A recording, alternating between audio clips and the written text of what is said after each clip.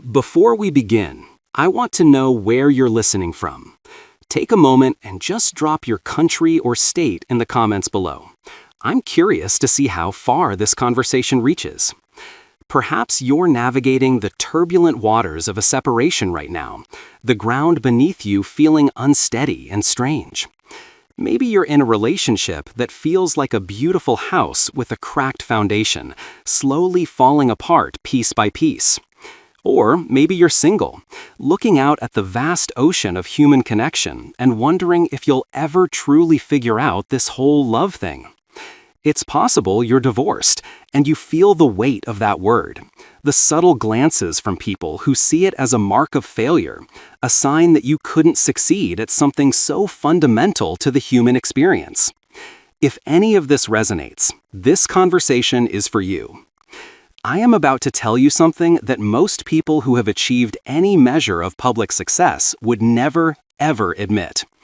I have been divorced 3 times. Not once, not twice, but 3 times, all while living a life under the relentless glare of the public eye, where every personal failure becomes a sensational headline, where every private struggle becomes a form of entertainment for strangers. And you know what?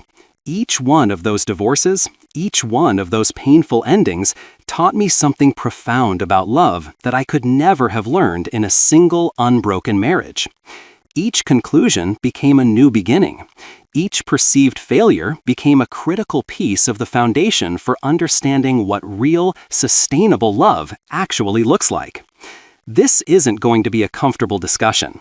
I am going to share truths about relationships that most people spend their entire lives actively avoiding because they are messy and complicated. But I promise you this, by the end of our time together, you will understand why divorce isn't always a failure. Sometimes it's the arrival of a long overdue clarity. Sometimes it's an act of profound courage. And sometimes, against all conventional wisdom, it is the most loving thing you can possibly do for yourself and for the person you once promised forever to. So, let's talk about love, about loss, and about what it truly means to choose someone for all the right reasons. My first marriage was a story many people would recognize. It was a structure built entirely on the foundations of a fantasy. I met Jessica in college. I was this awkward kid who had moved from a small town in Ohio, trying to find my footing in the overwhelming world of a massive California university. She was brilliant, a writer with a confidence that seemed to radiate from her in a way I found utterly captivating. I was drawn to her mind long before anything else. But here is the critical truth that nobody tells you about young love. You don't actually fall in love with a person. You fall in love with a projection. You see a silhouette of someone, and your own mind, filled with your own hopes and desires, rushes to fill in all the empty spaces with a beautiful, idealized fantasy. You think you know who they are, but what you really know is who you desperately want them to be. Jessica and I were together for 8 years before we got married. 8 full years. You would think that would be more than enough time to truly know someone, to understand the deep currents of their personality, to see if you are genuinely compatible, to work through the major issues that life inevitably presents. But compatibility isn't about how well you get along when life is easy and the sun is shining. Compatibility reveals itself in the darkness. It's about how you handle stress together, how you grieve together, how you grow together when you are bent and broken. And we never truly tested those things until it was far too late. Jessica and I were together for 8 years before we got married. 8 full years. You would think that would be more than enough time to truly know someone, to understand the deep currents of their personality, to see if you are genuinely compatible, to work through the major issues that life inevitably presents. But compatibility isn't about how well you get along when life is easy and the sun is shining. Compatibility reveals itself in the darkness. It's about how you handle stress together, how you grieve together, how you grow together when you are bent and broken. And we never truly tested those things until it was far too late. If you've ever built a relationship on an idea rather than a reality, I want you to comment the number 1 below. It's a common experience, and recognizing it is the first step. When we finally married in 2000, I believed that love meant finding someone who understood your ambitions, who supported your dreams, who could meet you on an intellectual plane and volley ideas back and forth for hours. I thought that if we could have deep conversations about literature and philosophy and the future of technology, we could handle anything life threw at us. I was profoundly wrong. The first real test, the one that shattered the fantasy, came with an unimaginable loss. We lost our first son, our baby boy, to a sudden, devastating illness when he was just 10 weeks old. That kind of tragedy is supposed to bring a couple together, forging an unbreakable bond in the crucible of shared pain. For us, it did the opposite. It exposed just how fundamentally different we were in the way we processed the world. Jessica needed to talk about her grief, to externalize it, to process it with friends and family, to feel it fully and openly in the company of others. I needed to do the opposite. I needed to channel my pain into action, into building something, into working so hard that I could create a world where other families might be spared what we had endured. Neither approach was wrong, but they were devastatingly incompatible. While she was trying to heal through connection, I was trying to heal through creation. While she needed my presence, I was giving her my productivity.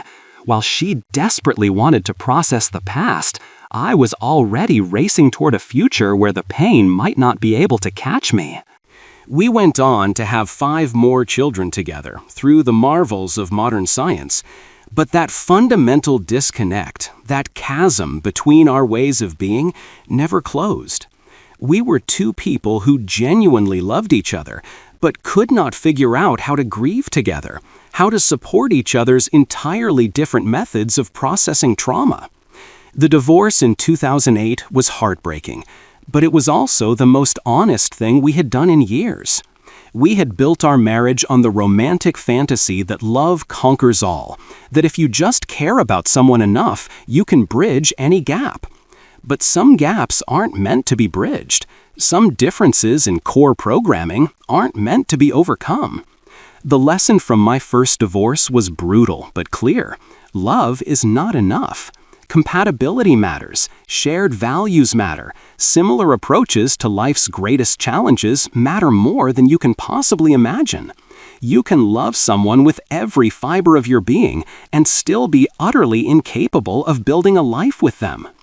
Have you ever experienced a moment when you realized love alone wasn't going to be enough to save a relationship? Share your story in the comments if you feel comfortable. Your experience could help someone else feel less alone. Just 6 weeks after my divorce from Jessica was finalized, I met Chloe. 6 weeks! Looking back on it now, that should have been a red flag the size of Texas, waving frantically in the wind. Chloe was, in many ways, the complete antithesis of Jessica. Where Jessica was serious and intellectual, Chloe was playful and artistic.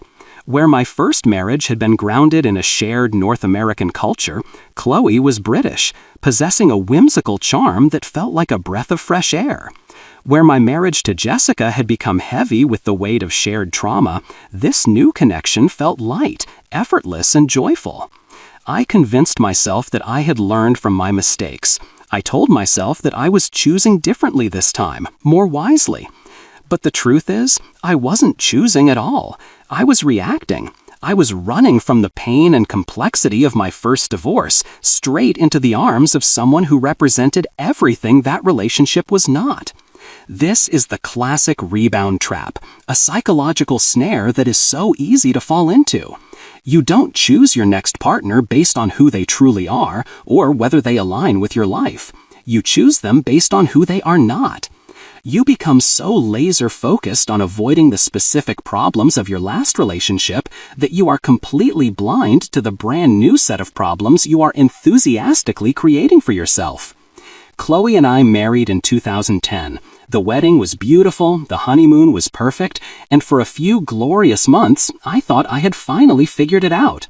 This, I thought, was what love was supposed to feel like: easy, joyful, and utterly uncomplicated. But easy is not sustainable when you are in the business of building companies that demand 80-hour work weeks. Joyful becomes a monumental challenge when you are constantly dealing with the existential stress of near bankruptcy. And uncomplicated becomes hopelessly complicated when two people have fundamentally different relationships with ambition and work. If you found this insight on the rebound trap valuable, do me a favor and hit that like button. It tells me what content connects with you the most and helps others find this conversation. Chloe wanted a husband who was present. She longed for a partner who prioritized the relationship above all else, who could build a firewall between his work life and his personal life. She dreamed of romantic dinners and spontaneous weekend getaways, and the kind of focused, undivided attention that makes you feel like you are the absolute center of someone's universe. I, on the other hand, wanted a partner who understood that the work I was doing wasn't just a job, it was a mission. It was about redirecting the future of humanity.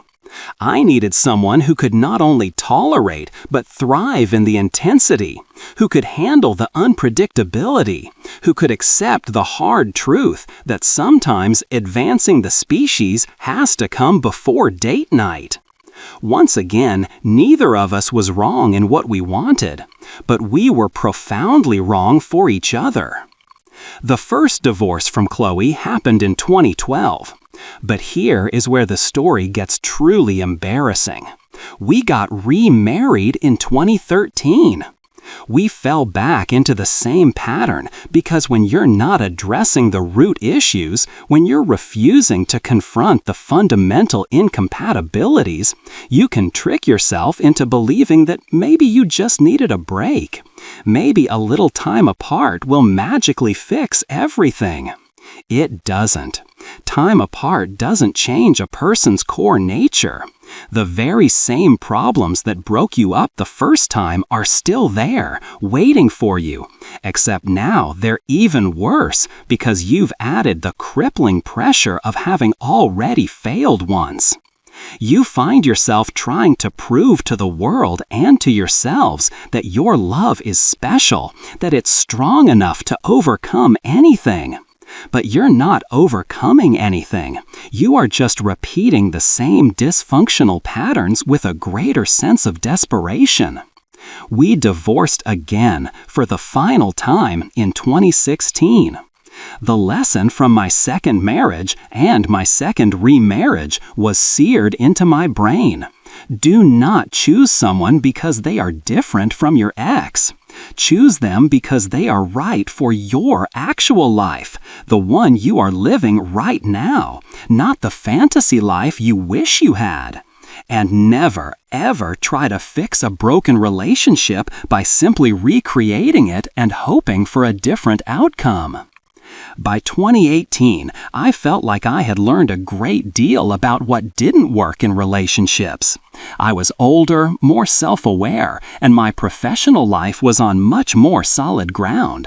My electric car company was thriving, my aerospace venture was successfully launching rockets into orbit, and I felt like I had finally achieved a level of stability and success that could support a healthy partnership. I fell into a new kind of trap, what I now call the success trap. I thought success would make love easier. I assumed that financial security would eliminate the kind of stress that had contributed to the downfall of my previous relationships. I believed that being crystal clear about my priorities and my all-consuming mission would help me find someone who truly understood what they were signing up for. It was then that I met Luna. She was an artist, a creative genius in her own right, someone who understood the immense pressure of public life and the relentless demands of creative work. She had her own celebrated career, her own powerful identity, and her own relationship with intensity and perfectionism. On paper, it looked absolutely perfect. We were two successful, driven people who understood each other's worlds, who could theoretically support each other's towering ambitions while maintaining our own independence. Have you ever thought that achieving a certain goal, like career success or financial stability, would solve all your relationship problems? Let me know with a simple yes or no in the comments. I'm curious how many of us have fallen for this line of thinking. But here is what my third major relationship taught me. Success doesn't eliminate relationship challenges, it just changes their nature. When you have two individuals who are both high achievers, both accustomed to being in control, both used to having their vision win out, how do you build something together? How do you compromise without feeling like you're diminishing yourself or your mission? When you are both figures in the public eye, when every disagreement carries the risk of ending up as a tabloid headline, when every moment of shared happiness is scrutinized and dissected by strangers online, how do you maintain a sense of genuine intimacy? How can you be truly real and vulnerable with each other when the whole world is watching? When you are both busy changing the world in your respective fields, she in music and me in technology, how do you create the physical and emotional space for a relationship to breathe? How do you prioritize each other when you're both constantly fighting for slices of time that barely exist? Then we had our son, Orion, and everything became exponentially more complex. Suddenly, the question wasn't just about whether we could make a romantic relationship work between two intense, world-building individuals. It was about whether we could be effective and loving co-parents while being potentially incompatible partners. Luna and I never formally married, but we went through the emotional and logistical equivalent of a divorce. The end of our romantic partnership in 2021 felt different from my previous breakups because I believe we both approached it with more maturity, with a deeper honesty about what we truly needed and what we were incapable of giving each other. The lesson was sharp and clear. Compatibility isn't just about understanding each other's work or sharing similar levels of success. It's about having compatible visions for the mundane, for the structure of your daily life. It's about how you want to handle conflict, how you want to parent, and how you want to balance individual ambition with the shared goals of a family. After 3 major relationship endings, 3 public divorces, I have learned things about the nature of love that I never could have understood from a single, successful first marriage.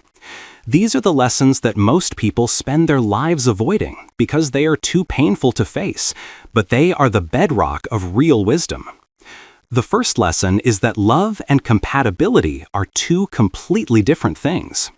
You can love someone's mind, their spirit, their ambition, their creativity. You can be utterly enchanted by who they are as a person and still not be able to live with them day in and day out. Love is an emotion, an appreciation for who someone is. Compatibility is a logistical reality. It's about whether who you are and who they are can function together in the messy, stressful, beautiful reality of the real world. Most people are raised on the myth that love should be enough. It's not. You also need shared values, compatible life rhythms, similar approaches to conflict resolution, and deeply aligned visions for what a good life and a good relationship should even look like. If this distinction between love and compatibility is hitting home for you, consider subscribing and turning on notifications. We explore these kinds of deep truths about relationships in every conversation we have here. The second lesson is that timing matters far more than people want to admit. I married Jessica when we were both still figuring out who we were as adults. I rushed into a relationship with Chloe when I was emotionally raw and rebounding from loss. I tried to build something with Luna when we were both at the absolute peak of our careers, a time that demanded everything we had and left little in reserve.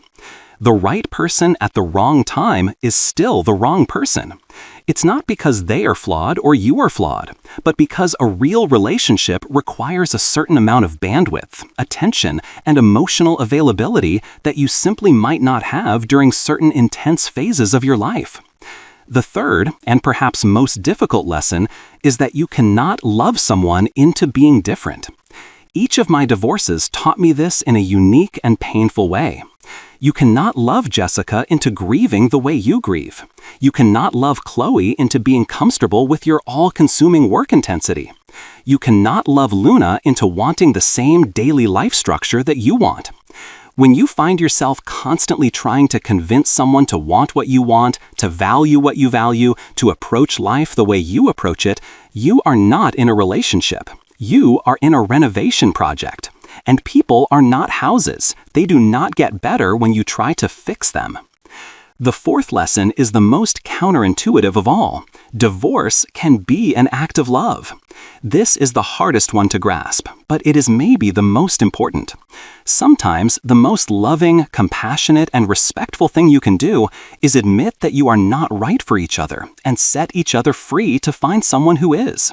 Staying in a relationship that doesn't work isn't noble. It isn't honorable. It is not proof of your commitment. It is often just two people slowly diminishing each other, sanding down the brilliant edges of their personalities, instead of admitting the hard truth that love alone isn't enough to bridge fundamental incompatibilities. Each of my divorces was painful, but they were also honest. They were admissions that we had tried our best, and it simply wasn't working, and that continuing to try would only cause more hurt for both of us in the long run. Finally, the fifth lesson is a societal one. Multiple relationship endings do not make you a failure. Society treats divorce like a scarlet letter, evidence that you are fundamentally bad at relationships. 3 divorces? People might look at you and think you must be completely broken. But that's wrong. Multiple relationship endings can mean that you are good at recognizing when something isn't working and brave enough to do something about it. They can mean that you're not willing to settle for a life of quiet mediocrity just to avoid the discomfort of starting over. They can mean you understand that finding the right partnership is worth the risk of being wrong several times first. Looking back at all 3 of these significant relationships, I can now see the deeper patterns that I was completely blind to while I was in them. These are patterns that, if you can recognize them in your own life, might help you avoid some of the same mistakes. The first pattern was that I consistently chose partners based on a powerful sense of attraction rather than a sober assessment of compatibility. In each case, I was drawn to a specific quality that mesmerized me: Jessica's intellect, Chloe's lightness, Luna's creativity. But attraction is not a strategy for building a life together. What I should have been asking were far more practical, far less romantic questions. Do we handle stress in the same way? Do we have similar energy levels and social needs? Do we want the same amount of time together versus time for our individual pursuits? Do we approach problems from a similar mindset? A second pattern was that I chronically underestimated the importance of a shared life philosophy. I operated under the naive assumption that if we loved each other and respect each other's goals, we could just figure out the details later. But what I've learned is that the details are the life. How you handle money, how you make decisions, how you deal with extended family, how you approach parenting.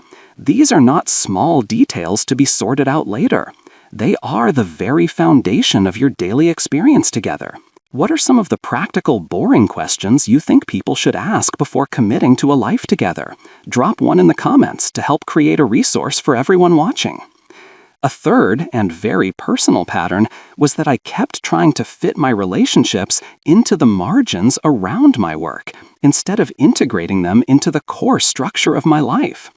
In each relationship, my approach was essentially, here is my world-changing mission, which is the center of everything, and here is this other very important thing called love that I need to squeeze in somewhere. But love isn't something you fit into the margins. It's a central pillar that must be built into the very architecture of your life. And if you cannot build it into that structure, if your life's mission is fundamentally incompatible with the demands of a deep partnership, then you need to be honest with yourself. You either have to change your mission or accept that you may not be designed for a traditional relationship. The fourth pattern was confusing intensity with sustainability. All three of my major relationships had incredible cinematic highs. The brilliant conversations with Jessica, the whirlwind romance with Chloe, the intense creative connection with Luna. But intensity is not the same thing as sustainability. Real, enduring love isn't a series of dramatic peak experiences. It is a system that works during the quiet, ordinary, boring Tuesday afternoons. It's something that functions when both people are tired, stressed, and dealing with the mundane problems of life. So, at 52 years old, after 3 divorces and numerous other relationships, what do I now understand about love that I didn't at 30? I believe real love is quiet. It's not the dramatic highs and devastating lows that you see in movies. It's not a constant state of passionate intensity. It's not about proving anything to anyone. Real love is two people who genuinely enjoy each other's company, who handle problems as a team, who want similar things from life and are willing to work together, day in and day out, to build them. Real love is based on choice, not on feeling. Feelings are ephemeral. Chemistry fades. The person who makes your heart race at 30 might bore you at 40. But if you choose someone based on shared values, compatible goals, and a deep, abiding mutual respect, that foundation can support a lifetime, weathering the inevitable ebb and flow of fleeting emotions. Real love requires two complete people. You cannot use a relationship to fix what is broken in you. You cannot expect someone else to provide the self-esteem, purpose, or happiness that you are not providing for yourself. You have to come to love whole, not as a half looking to be completed. And real love accepts trade-offs. Every choice you make in love is a trade-off. If you choose a partner who is exceptionally stable and reliable, you might be trading away some degree of spontaneity and excitement. If you choose a partner who is a brilliant, unpredictable artist, you might be trading away some measure of peace and predictability.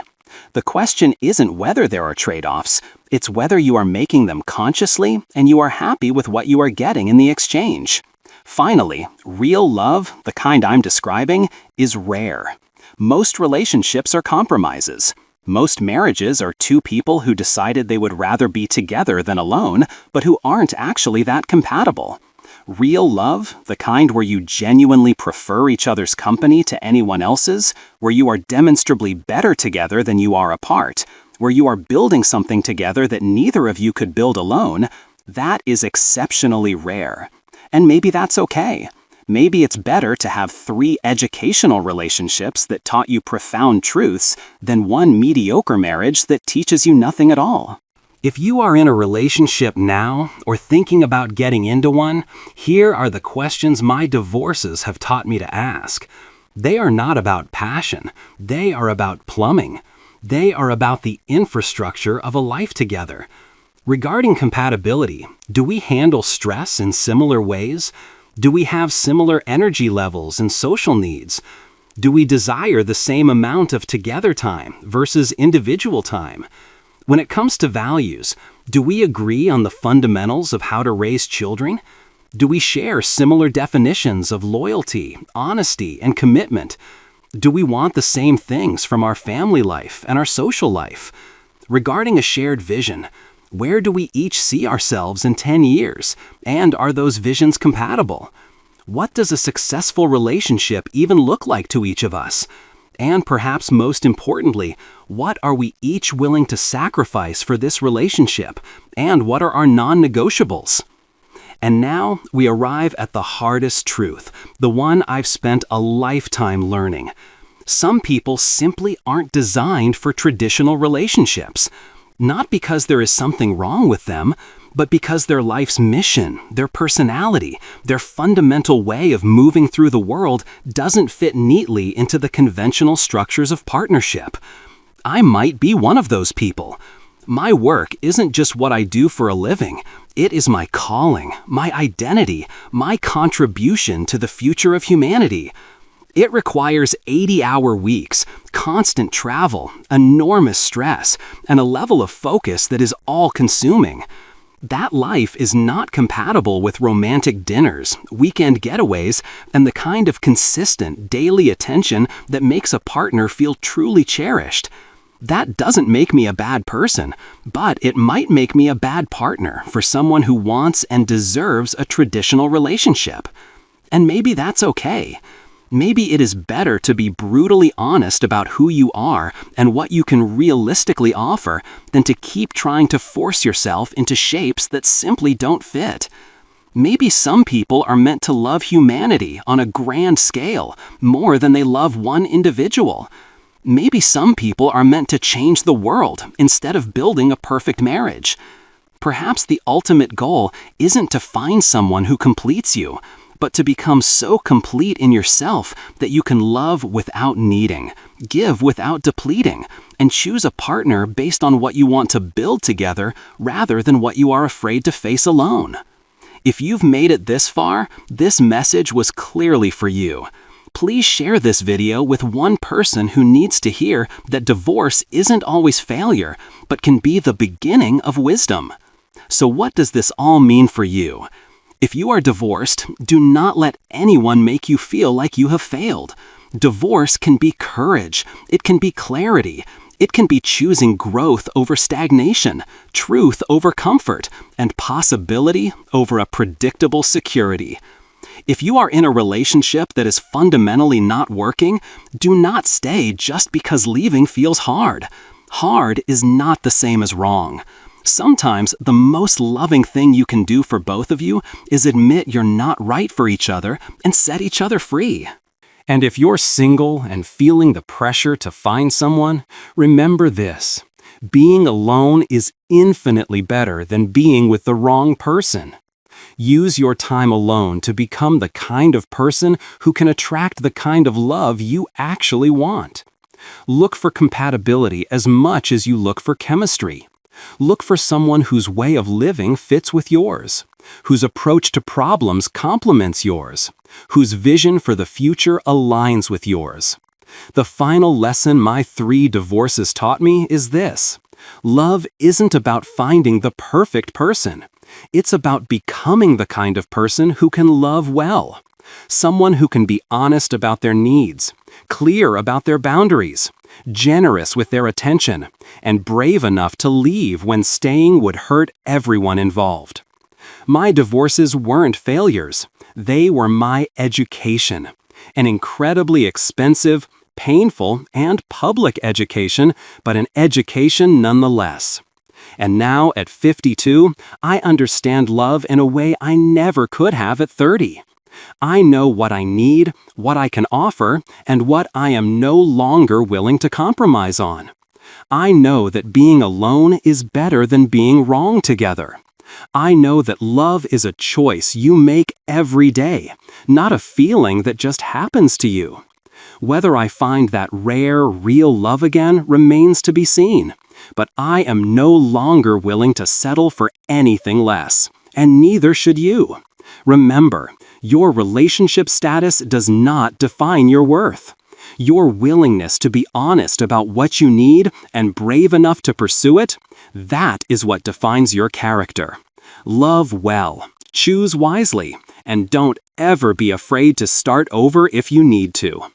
3 divorces taught me that sometimes the most loving thing you can do is let go. And sometimes the bravest thing you can do is try again.